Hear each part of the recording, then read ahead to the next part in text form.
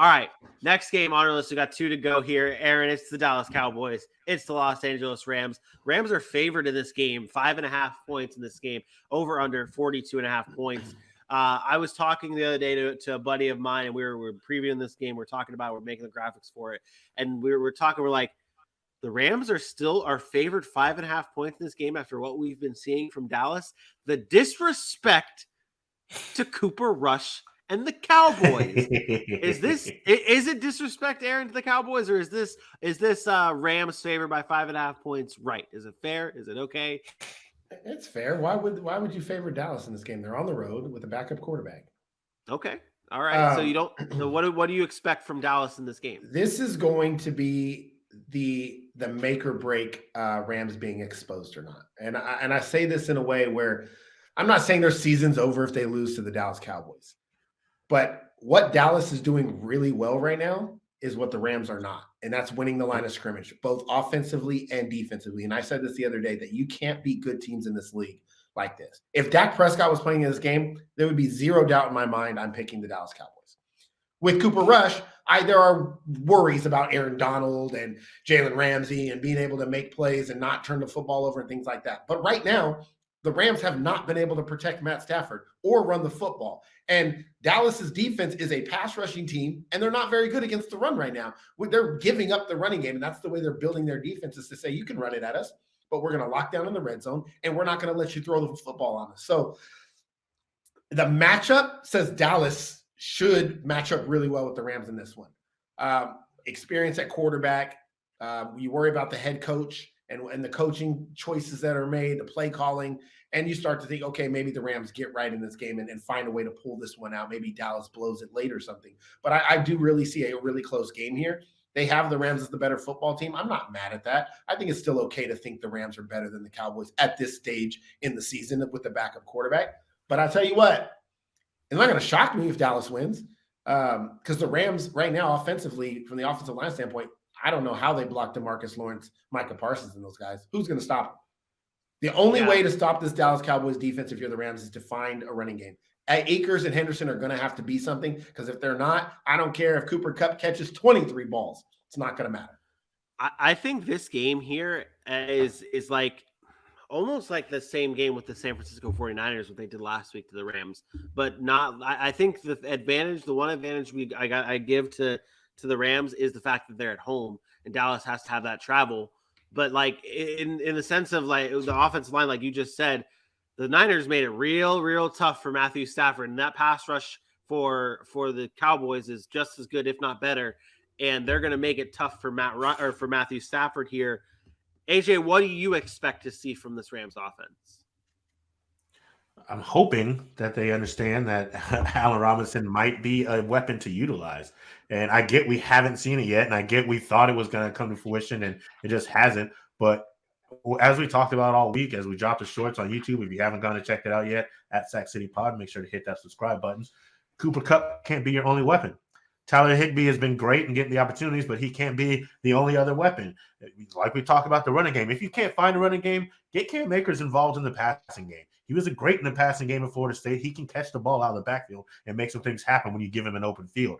There has to be what was predicated from Sean McVay when they were going to Super Bowls and making deep runs was spreading the ball around, was utilizing all your weapons. And if they're not going to do that, a Dallas Cowboys that rank second in sacks is going to make you pay. Because if you're not spreading the ball out, you're also probably not getting the ball out quick enough because you're waiting for your one or two guys to get open. And that's not a formula for success. So if this offense can't spread the ball around, if they can't get other weapons involved, hell, let Benny Skro get 5 targets. See if he's finally ready. I'm okay with somebody. That. You have to spread the ball around. You have to get other people. They miss Van Jefferson so much, people don't even realize it. They have no deep threat. Allen Robinson is not a deep threat. They miss that over the top, take deep shots to get safeties to stay back, to create room for Allen Robinson to run a 15-yard dig. And right now, safeties aren't afraid of Cooper Kupp getting behind him, and they're not afraid of Allen Robinson getting behind him. So everything is pinched up to the line of scrimmage, and there's no space. So it's hard for Allen Robinson to get separation because there's no space for him to work. And that's not I don't want to say, I'm not trying to knock on Allen Robinson, but that's not his game. His game has never been big on separation. Like, he's just a big physical guy who's been a really good receiver in contested catches and things like that. And right now he can't get open because of those things. I think that's even more on the Cooper Kupp thing, and like not to disrespect Cooper Kupp. He's an elite wide receiver. We give credit to Cooper Kupp for what he is, but you mentioned this earlier on in the show about how like teams will let you throw the dink and dunk running back passes to the running back. Well, if the safeties are coming, like that's what Cooper Kupp was last year, and it wasn't necessarily dink and dunk, but a lot of short passes. Cooper Kupp making plays after that, and. But now in the slot, like you just said, and I've never thought about that, and it's such a great point, the fact that safeties are now coming up and not giving Cooper Kupp that space. So it's not just linebackers covering Cooper Kupp and that's it.